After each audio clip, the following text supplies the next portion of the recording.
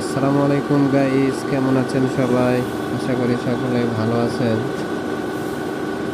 আজকে আপনাদের সামনে আমি যে ভিডিওটি নিয়ে এসেছি সেটি হলো একটি রেডিমিক্স মেশিনে পর্যায়ক্রমিকভাবে কিভাবে মালামালগুলো মিক্সার হয়ে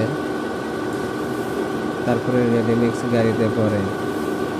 আর এইখানে সব কিছু ওয়েটে ওজন করে মাপা হয়, যেরকম পাথর কত কেজি লাগবে, বালু কত কেজি লাগবে, সিমেন্ট কত কেজি লাগবে, সব কিছু ওয়েটের হিসাব হয় আর কি। তো এই মেশিনটা অন্যান্য মেশিনের চাইতে আলাদা।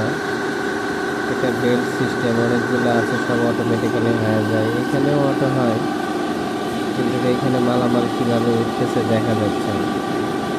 আবার অনেক রেডিমিক্স কোম্পানিতেও এখানে বেল্ট থাকে, ওই বেল্টের মাধ্যমে যেখানে সিমেন্ট, বালি, পাথর মিক্সিং হয় ওইখানে বেল্টের মাধ্যমেই চলে যায়। তো এটা একটা হপার মতো সিস্টেম আর কি। পাথর বালু সব হপারে আসার পর এই হপার যে আবার ওই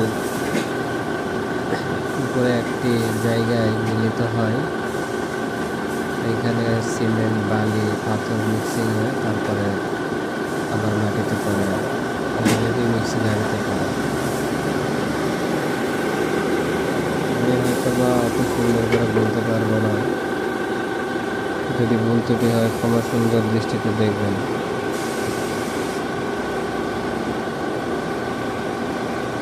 কোনো ধারাভাষ্য কারো না, তারপরেও যতটুকু পারছি শেয়ার করার চেষ্টা করেছি।